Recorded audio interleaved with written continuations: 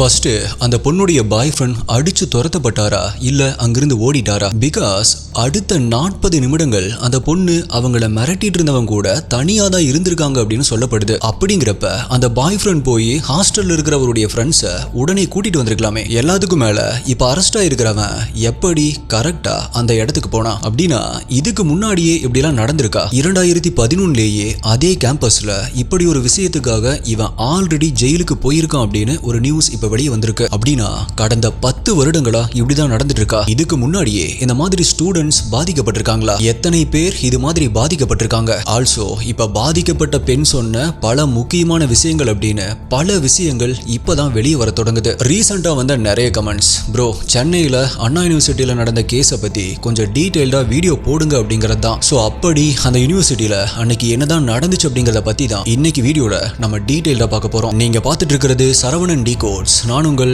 சரவணன். வாங்க இன்னைக்கு வீடியோக்குள்ள போலாம். அது சரியா டிசம்பர் 24, 2024 டைம் இப்ப ஒரு ஈவினிங் 4 மணி போல இருக்கும். கோட்டூர் போலீஸ் ஸ்டேஷனுடைய கண்ட்ரோல் ரூமுக்கு ஒரு போன் கால் வருது. கால் பண்ணது ஒரு 19 வயசு பொண்ணு. அப்படி அந்த பொண்ணு அழுதுட்டே போலீஸ் கிட்ட சில விஷயங்களை சொல்றாங்க. அதை கேட்டு ஷாக்கான போலீஸ் உடனடியா கிண்டியில் இருக்கிற அண்ணா யூனிவர்சிட்டிக்கு கிளம்பி போறாங்க. அப்படி அங்க போய் கம்ப்ளைண்ட் பண்ண அந்த பொண்ணு கிட்ட விசாரிக்க ஆரம்பிக்கிறாங்க. அப்ப ஆல்ரெடி அழுது முகமெல்லாம் வீங்கி போயிருந்த அந்த பொண்ணு அகைன் அழுதுட்டே தனக்கு நடந்த அந்த கொடுமைகளை சொல்ல ஆரம்பிக்கிறாங்க. அப்படி அந்த பொண்ணு போலீஸ் கிட்ட என்ன சொன்னாங்க அப்படின்னா அவங்க இன்ஜினியரிங் படிச்சுட்டு இருக்காங்க. அப்படி இந்த பொண்ணுக்கும் அதே யூனிவர்சிட்டியில மெக்கானிக்கல் இன்ஜினியரிங் படிச்சுட்டு இருக்கிற ஒரு சீனியர் பையனுக்கும் பழக்கம் ஏற்பட்டு அந்த பழக்கம் நாளடைவுல காதலா மாற ஆரம்பிக்குது. அப்படி அவங்க 2 பேருமே ஃப்ரீ டைம்ல ஒருத்தர் அந்த கேம்பஸ்குள்ளேயே மீட் பண்ணி பேசிக்கிறது வழக்கம். அப்படிதான் டிசம்பர் 23ஆம் தேதி அன்னைக்கு நைட்டும், அதாவது இந்த பொண்ணு கம்ப்ளைண்ட் கொடுக்கறதுக்கு முன்னாடி நாள் இரவு டைம் ஈவினிங் ஒரு 7:45 மணி இருக்கும். இந்த பொண்ணு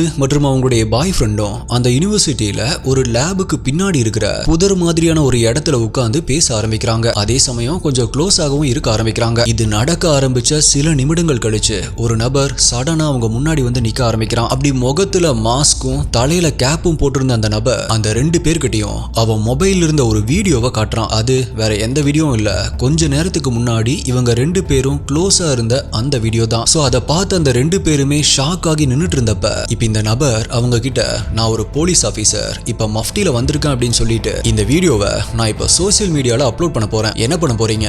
உங்களுடைய 2 பேர் மானமும் போயிரும், சேம் டைம் உங்களுடைய படிப்பும் போயிரும் அப்படின்னு சொல்லி மிரட்ட ஆரம்பிக்கிறான். இதை கேட்கிறப்ப அவங்களுக்கு எப்படி இருந்திருக்கும்? கண்டிப்பா ரொம்பவே பயந்து போயிருப்பாங்க இல்லையா? சோ அந்த 2 பேருமே அவங்க கிட்ட, வேண்டாம் அப்படிலாம் எதுவும் பண்ணிடாதீங்க, நாங்க தெரியாம பண்ணிட்டோம், எங்களை விட்டுருங்க அப்படின்னு சொல்லி கெஞ்ச ஆரம்பிக்கிறாங்க. அப்ப அந்த நபரும், சரி ஓகே நான் அப்படிலாம் பண்ண மாட்டேன், பட் அதுக்கு பதிலா நீ என் கூட இன்டிமேட்டா இருக்கணும் அப்படின்னு அந்த பொண்ணை பார்த்து சொல்ல ஆரம்பிக்கிறான். இதை கேட்டு ஷாக்கான அந்த பொண்ணு முடியாது அப்படின்னு சொன்னதுமே ஒரு கட்டத்துல அந்த நபர் அவங்க 2 பேரையுமே அடிக்க ஆரம்பிச்சிருக்கான். அதுலயும் குறிப்பா அந்த பொண்ணுடைய பாய் ஃப்ரெண்டை பயங்கரமா அட்டாக் பண்ண ஆரம்பிக்கிறான். அதுல வலி தாங்க முடியாம அந்த பையன் அங்கிருந்து ஓடிடுறான். பட் அந்த டைம்ல இந்த நபர் அந்த பொண்ணுடைய கையை பிடிச்சு வச்சிருக்கான். இந்த பொண்ணோ இப்படி பாய் ஃப்ரெண்ட் அவங்களை விட்டுட்டு ஓடுவோம் அப்படின்னு கொஞ்சம் கூட எதிர்பார்க்கல. ரொம்பவே அருமையான பாய் ஃப்ரெண்ட். பட் அந்த பொண்ணு அப்ப கூட என்ன நினைச்சிருக்காங்க அப்படின்னா, ஓகே அவன் ஹெல்ப்புக்கு யாரையாச்சும் கூட்டிட்டு வர்றதுக்காக போயிருக்கான், யாரையாவது சில பேரை கூட்டிட்டு வந்து தன்னை காப்பாத்துவான் அப்படின்னு நம்பி இருக்காங்க. பட் அந்த மாதிரி எதுவும் நடக்க போறது இல்லை அப்படின்னு அப்போ அந்த பொண்ணுக்கு தெரியாது. ஆல்சோ அந்த இடம் துளி கூட வெளிச்சமே இல்லாம சுத்தியுமே கும் இருட்டா இருக்கிற ஒரு இடம். ஈவன் அந்த பொண்ணு சத்தம் போட்டா கூட அங்க இருக்கிற யாருக்குமே கேட்காது. பிகாஸ் அப்படி ஒரு ஆள் நடமாட்டமே இல்லாத ஒரு இடம் அது. இப்படி பாய் ஃப்ரெண்ட் அங்கிருந்து ஓடுனதுக்கு அப்புறமா என்ன பண்றது அப்படின்னு தெரியாம பதட்டத்துல நின்னுட்டு இருந்த அந்த பொண்ணை அந்த நபர் அங்கிருந்த இன்னொரு புதருக்குள்ள இழுத்துட்டு போறான். அப்படி இழுத்துட்டு போகும் பொழுது அவனுக்கு ஒரு போன் கால் வருது. இப்ப அந்த கால் பேசி முடிச்சதுமே அவன் அந்த பொண்ணு கிட்ட, இப்ப நான் போன்ல பேசின இந்த சார் கூடவும் நீ இன்டிமேட்டா இருக்கணும் அப்படின்னு சொல்ல ஆரம்பிக்கிறான். இதை கேட்டு அழுக ஆரம்பிச்ச அந்த பொண்ணு கிட்ட, இங்க பாரு நான் உனக்கு 3 ஆப்ஷன் தரேன். 1, நீயும் உன்னுடைய பாய் ஃப்ரெண்டும் க்ளோஸா இருந்த அந்த வீடியோவை இந்த யூனிவர்சிட்டியோடைய டீன் அப்புறம் ப்ரொஃபசர்ஸ் அப்படின்னு எல்லாத்துக்குமே அனுப்புவேன். அப்படி பண்ணா என்ன நடக்கும் அப்படின்னு உனக்கே தெரியும். உனக்கும் உன்னுடைய பாய் ஃப்ரெண்டுக்கும் டிசியை கொடுத்து அனுப்பிச்சிருவாங்க. 2வது ஆப்ஷன், நீ என் கூட இன்டிமேட்டா இருக்கணும். இல்ல அப்படின்னா 3வது ஆப்ஷனா நீ அந்த சார் கூட இன்டிமேட்டா இருக்கணும். சொல்லு, நீ இந்த 3 ஆப்ஷன்ல எதை சூஸ் பண்ண போற அப்படின்னு கேக்குறான். அதுக்கு அந்த பொண்ணு தயவு செஞ்சு என்னை விட்டுரு அப்படின்னு சொல்லி கெஞ்ச ஆரம்பிக்கிறாங்க. பட் அது எல்லாத்தையுமே காது கொடுத்து கூட கேட்காதவன் அவனுடைய மொபைல்ல வீடியோ எடுத்துட்டு அந்த பொண்ணை நெருங்க ஆரம்பிக்கிறான். அப்ப அந்த பொண்ணு எனக்கு பீரியட்ஸ், என்னை விட்டுரு அப்படின்னு சொல்லி கெஞ்ச ஆரம்பிக்கிறாங்க. பட் துளி கூட மனிதாபிமானமே இல்லாத அந்த மனித மிருகம் அந்த பொண்ணை வெறி பிடிச்ச மாதிரி சீரழிக்க ஆரம்பிக்கிறான். இப்படி ஒரு 40 நிமிடங்கள் கழிச்சு அவனுடைய வெறி அடங்கினதுமே அந்த பொண்ணுடைய ஐடி கார்டை புடுங்கி அதை போட்டோ எடுத்துட்டு, இங்க நடந்ததை நீ வெளி யாராச்சும் கிட்ட சொன்ன அப்படின்னா இப்ப நீயும் நானும் இன்டிமேட்டா இருந்த இந்த வீடியோவை உன்னுடைய அப்பாக்கும் அப்புறம் இந்த காலேஜில் இருக்கிற எல்லா ப்ரொஃபசர்ஸ்க்கும் சென்ட் பண்ணிட்டு சோசியல் மீடியாலையும் அப்லோட் பண்ணிருவேன் அப்படின்னு மிரட்டி இருக்கான். அது மட்டும் இல்ல, இனி நான் எப்பெல்லாம் கூப்பிடுறனோ அப்பெல்லாம் நீ என் கூட வரணும் அப்படின்னு மிரட்டிட்டு கிளம்பு அப்படின்னு அனுப்பியிருக்கான். அப்பதான் அந்த பொண்ணுக்கு தன்னுடைய பாய் ஃப்ரெண்ட் ஹெல்ப் கூப்பிட போகல, தன்னை இப்படி நிர்கதியா கைவிட்டுட்டு போயிட்டான் அப்படின்னு தெரிய வருது. அப்படி அங்கிருந்து அழுதுகிட்டே அவங்களுடைய ஹாஸ்டலுக்கு போன அந்த பொண்ணு தனக்கு நடந்த அந்த கொடுமைகளை நினைச்சு விடிய விடிய அழ ஆரம்பிக்கிறாங்க. விடிஞ்சுமே மென்டலாகவும் பிசிக்கலாகவும் வீக்கா இருந்த அந்த பொண்ணை பார்த்து அந்த பொண்ணுடைய ஃப்ரெண்ட்ஸ் என்னாச்சு, ஏன் இப்படி இருக்கு அப்படின்னு கேட்க ஆரம்பிக்கிறாங்க. அப்ப இந்த பொண்ணு தனக்கு நடந்த விஷயங்களை அவங்க கிட்ட சொல்லி கதறி கதறி அழுக ஆரம்பிக்கிறாங்க. இதை கேட்டு ஷாக் ஆன அவங்களுடைய அந்த ஃப்ரெண்ட்ஸ் கண்டிப்பா அவனை சும்மா விடக்கூடாது அப்படின்னு சொல்லி அந்த பொண்ணு கிட்ட நீ இதை தைரியமா உன்னுடைய பேரண்ட்ஸ் கிட்ட சொல்லு அப்படின்னு சொல்றாங்க. அந்த பொண்ணும் தன்னுடைய பேரண்ட்ஸ் இதுக்கு எப்படி ரியாக்ட் பண்ண போறாங்களோ அப்படின்னு பயந்துட்டு பேரண்ட்ஸ்க்கு கால் பண்ணி நடந்த விஷயத்தை எல்லாத்தையுமே சொல்றாங்க. அதை கேட்டு முதல்ல அந்த பேரண்ட்ஸ் அதிர்ச்சி ஆனாலுமே அதுக்கப்புறமா ஓகே என்ன ஆனாலும் பரவாயில்ல, நீ தைரியமா போலீஸ் கிட்ட கம்ப்ளைண்ட் கொடு, உன் கூட நாங்க இருக்கோம் அப்படின்னு ரொம்பவே சப்போர்ட்டிவா பேசுறாங்க. சோ அதுல அந்த பொண்ணுக்கு தைரியம் துளிர் விட்டு போலீஸ்க்கு கால் பண்றாங்க. அதே சமயம் அந்த யூனிவர்சிட்டிலயுமே கம்ப்ளைண்ட் ரைஸ் பண்றாங்க. அதுக்கப்புறமா தான் போலீஸ் வந்து இன்வெஸ்டிகேஷன் ஆரம்பிக்கிறாங்க. சோ போலீஸ் அந்த பொண்ணு கிட்ட அவன் யாரு, பாக்குறதுக்கு எப்படி இருந்தான் அப்படின்னு கேக்குறாங்க. அதுக்கு அந்த பொண்ணு இல்ல சார், இருட்டுல அவனுடைய முகம் சரியா தெரியல, ஆனா அவன் ஒரு கேப் போட்டிருந்தான், கூடவே ஒரு மாஸ்க்கும் போட்டிருந்தான், ஹைட்டு இவ்வளோ இருக்கும், இந்த கலர்ல டி-ஷர்ட் மற்றும் இந்த கலர்ல பேண்ட் போட்டிருந்தான் அப்படின்னு சொல்ல ஆரம்பிக்கிறாங்க. மீன்வைல் இந்த விஷயம் சோசியல் மீடியால சென்சேஷனலா ஆக ஆரம்பிக்குது. அதுக்கப்புறமா இது ஒரு ஹை ப்ரொஃபைல் கேஸா மாற ஆரம்பிச்சதால போலீஸ்க்கு சஸ்பெக்ட சீக்கிரமா பிடிக்கணும் அப்படிங்கிற பிரஷரும் அதிகமாக ஆரம்பிக்குது. சோ ஏசிபி பாரதிராஜன் தலைமையில 4 தனிப்படைகள் அமைச்சு சஸ்பெக்ட தீவிரமா தேட ஆரம்பிக்கிறாங்க. உங்கள நிறைய பேருக்கு ஆல்ரெடி தெரிஞ்சிருக்கும், அண்ணா யூனிவர்சிட்டி ஏசியாலேயே one of the top university அப்படின்னு. சோ இப்படி இருக்கிற பட்சத்துல இங்க செக்யூரிட்டி எப்பவுமே ரொம்பவே ஹையா தான் இருக்கும். அப்படி கிட்டத்தட்ட 7 மெயின் என்ட்ரன்ஸ் அப்படின்னு மொத்தமா 11 கேட்ஸ் இருக்கு. அப்படி அந்த எல்லா என்ட்ரன்ஸ்லயுமே எந்நேரமுமே செக்யூரிட்டி கார்ட்ஸ் இருந்துட்டே இருப்பாங்க. அப்படி அவங்களை எல்லாத்தையுமே மீறி யாருமே யூனிவர்சிட்டிக்குள்ள அத்துமீறி நுழைய முடியாது. அதனால சஸ்பெக்ட் அந்த காலேஜை சேர்ந்த ஸ்டூடெண்டா இருக்கிறதுக்கு தான் அதிகமான வாய்ப்பு இருக்கு அப்படின்னு அந்த யூனிவர்சிட்டியை சேர்ந்த ஒரு 150 ஸ்டூடெண்ட்ஸ் கிட்ட விசாரணை நடக்க ஆரம்பிக்குது. ஆல்சோ அந்த டோட்டல் யூனிவர்சிட்டியில மொத்தம் 70 சிசிடிவி கேமராஸ் இருந்திருக்கு. ஆனா சேட்லி அதுல 56 சிசிடிவி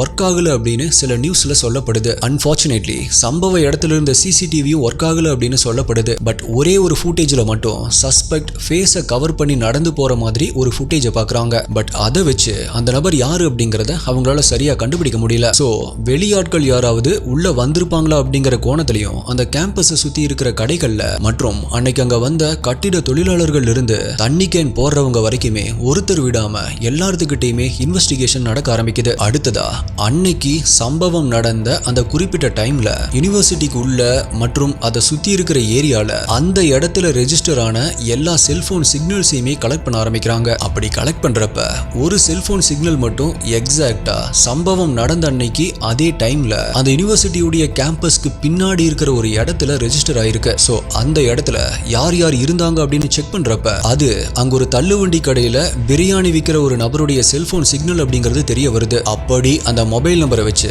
டிசம்பர் 25ஆம் தேதி 37 வயதான ஞானசேகரன் அப்படிங்கிற அந்த நபருடைய வீட்டுக்கு போன போலீஸ் அவரை விசாரிக்க ஆரம்பிக்கிறாங்க. அவர்கிட்ட அன்னைக்கு எதுக்காக நீங்க யூனிவர்சிட்டி பக்கமா போனீங்க அப்படின்னு கேக்குறாங்க. அதுக்கு ஞானசேகரன் நான் யூரின் பாஸ் பண்ணதான் அங்க போனேன், மத்தபடி தனக்கு எதுவும் தெரியாது அப்படின்னு சொல்றாரு. ஆனா இப்படி நடக்கிற எல்லாத்தையுமே பார்த்துட்டு அங்க நின்னுட்டு இருந்த அவருடைய தம்பி போலீஸ் கிட்ட இவன் இப்படிதான் சார் 2012 கூட இதே மாதிரி ஒரு கேஸ்ல தான் அரெஸ்ட் ஆனா அப்படின்னு சொல்றாரு. அப்ப அவர் பக்கம் திரும்பின போலீஸ் அவர்கிட்ட அப்படியா, சரி உங்க அண்ணன் நேத்து என்ன கலர் ட்ரெஸ் போட்டிருந்தாரு அப்படின்னு ஞாபகம் இருக்கா அப்படின்னு கேக்குறாங்க. அதுக்கு அந்த தம்பி ஆமா ஞாபகம் இருக்கு, ஒரு நிமிஷம் இருங்க வரேன் அப்படின்னு சொல்லிட்டு ஒரு ரூம்குள்ள போனவர் ஒரு ப்ளூ கலர் டி-ஷர்ட்டோட வெளியே வராரு. அதே சமயம் அங்க விக்டிமான அந்த 19 வயது பொண்ணு ஹாஸ்பிட்டல் அட்மிட் ஆகி ட்ரீட்மெண்ட் எடுத்துட்டு இருக்காங்க. அப்ப அந்த பொண்ணுக்கு வாட்ஸ்அப்ல ஒரு வீடியோ கால் வருது. உடனடியா அந்த பொண்ணும் அந்த கால் அட்டன் பண்ணி பேசுறாங்க. அப்ப அந்த வீடியோ காலுக்கு மறுமுனையில் இருந்த போலீஸ் அந்த ப்ளூ கலர் டி-ஷர்ட்டை காட்டி இந்த ட்ரெஸ் தானா அப்படின்னு கேக்குறாங்க. அதுக்கு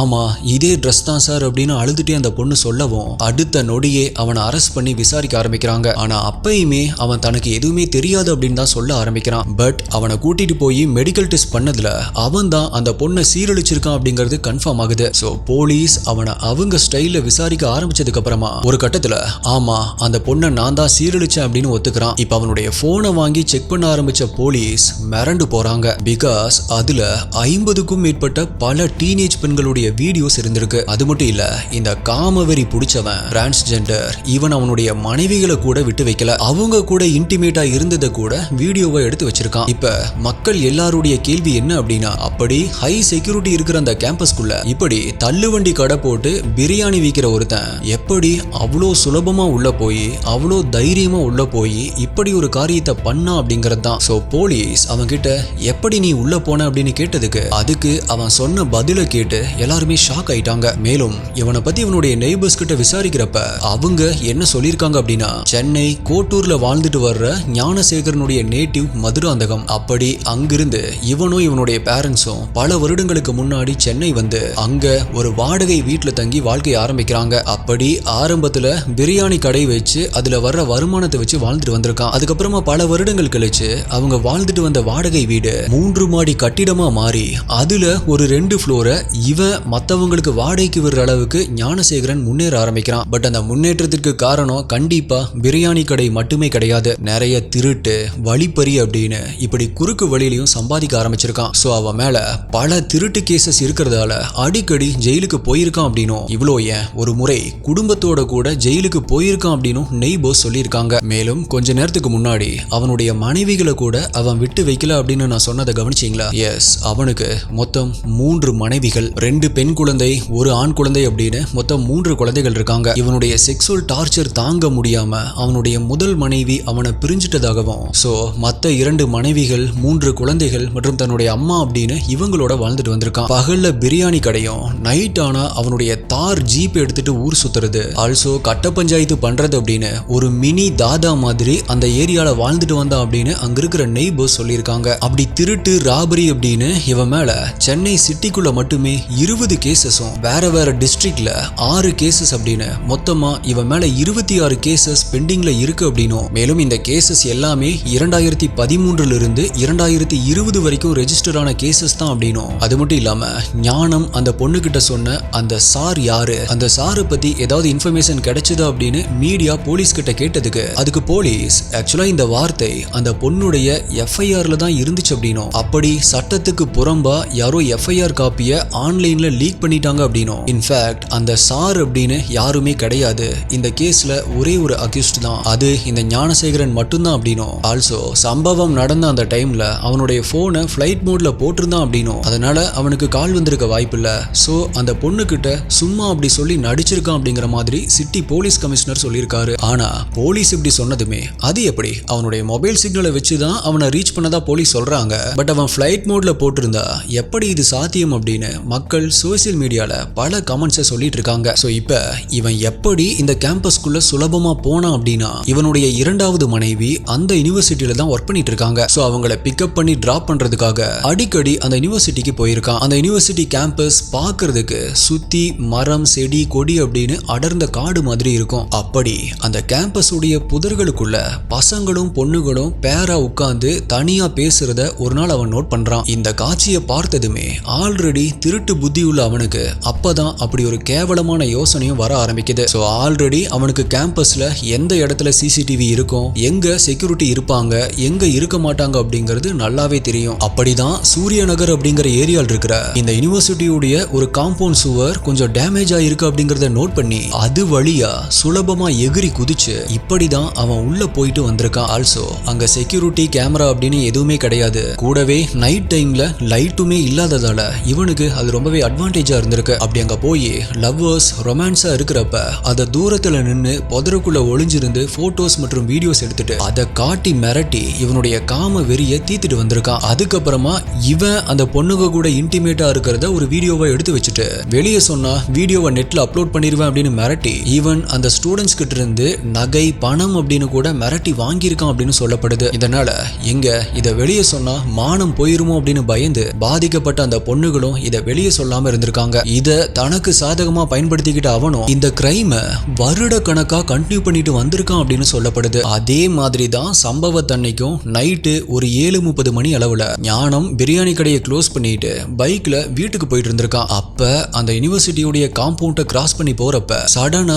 பைக் ஒரு ஓரமா நிப்பாட்டிட்டு வழக்கம் போல அந்த காம்பவுண்ட் சுவர் வழியா எகிரி குதிச்சு உள்ள போயிருக்கான். அப்பதான் அந்த லவ்வர்ஸை பார்த்து வீடியோ எடுக்க ஆரம்பிச்சிருக்கான். இதுக்கப்புறமா தான் நம்ம வீடியோவுடைய ஸ்டார்டிங்ல பார்த்த இன்சிடென்ட்ஸ் எல்லாமே நடக்க ஆரம்பிச்சிருக்கு. இப்படி எல்லாம் நம்ம படத்துல தான் பார்த்திருப்போம். ஏன் இந்த இன்சிடென்ட் உங்களை நிறைய பேருக்கு பொள்ளாச்சி கேஸை கூட ஞாபகப்படுத்தியிருக்கலாம். பட் இந்த கேஸ்ல இப்படி ஒரு கிரைம் பண்ணது தனி ஒருத்தன். ஆனா எப்படி இவன் இவ்வளோ துணிச்சலா இதை பண்ணியிருக்கான் அப்படிங்கறத நினைச்சா ரொம்பவே ஆச்சரியமா இருக்கு. பட் அதே சமயம் இது இப்ப வெளியே தெரியறதுக்கு காரணம் தைரியமா கம்ப்ளைண்ட் கொடுக்க முன் வந்த அந்த பொண்ணும் ஆல்சோ அவங்களுடைய பேரண்ட்ஸும் தான். எஸ், பழைய தமிழ் படத்துல வர்ற பேரண்ட்ஸ் மாதிரி குடும்ப மானத்தை வாங்கிட்டே அப்படின்னு இந்த மாதிரி எந்த ஒரு விக்டிம் பிளேமிங்கும் பண்ணாம ஆல்சோ சொந்தக்காரங்க என்ன நினைப்பாங்களோ நெய்பர்ஸ் என்ன நினைப்பாங்களோ மானம் போயிருமோ அப்படின்னு இப்படி எல்லாம் திங்க் பண்ணாம தன்னுடைய பொண்ணு தான் முக்கியம் அப்படின்னு நீ கம்ப்ளைண்ட் கொடு நாங்க இருக்கோம் அப்படின்னு அந்த பொண்ணுக்கு தைரியம் கொடுத்த அந்த பொண்ணுடைய பேரண்ட்ஸை கண்டிப்பா நம்ம பாராட்டியே ஆகணும். அவங்க மட்டும் அப்படி சொல்லல அப்படின்னா இப்ப இது ஒரு இஷ்யூவாவே மாறி இருக்காது.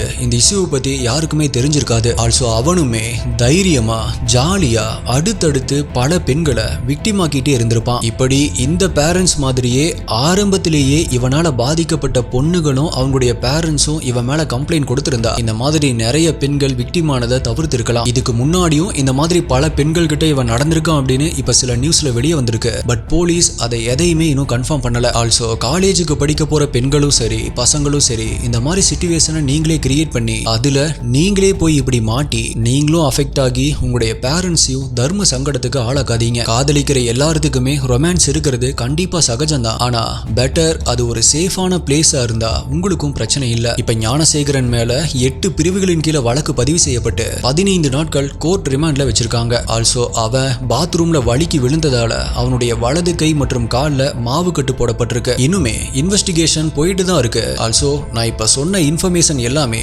நியூஸ் பேப்பர்ஸ் மீடியா ஹவுசஸ் ஆர்டிகல்ல இருந்து கலெக்ட் பண்ண இன்ஃபர்மேஷன் தான். அதோடைய சோர்சஸ் எல்லாமே டிஸ்கிரிப்ஷன்ல கொடுத்திருக்கேன். பார்க்கணும் அப்படின்னு நினைக்கிறவங்க பார்த்துக்கோங்க. ரீசெண்டா நடந்த கேஸ் அப்படிங்கறதால இவ்வளவுதான் இன்ஃபர்மேஷன் வெளியே வந்திருக்கு. So my dear SDA investigators, நீங்க இந்த வீடியோவை பத்தி என்ன நினைக்கிறீங்க? இந்த கேஸை பத்தின உங்களுடைய கருத்து என்ன அப்படிங்கறதையும் மறக்காம கீழே கமெண்ட்ல சொல்லுங்க. அடுத்தது என்ன டாபிக் வேணும் என்ன கேஸ் வேணும் அப்படிங்கறதையுமே கீழே கமெண்ட் பண்ணுங்க. உங்களுடைய பெஸ்டான கமெண்ட் அடுத்த வீடியோல வரும். வேற ஒரு வீடியோல மீட் பண்றேன். நன்றி, பாய்.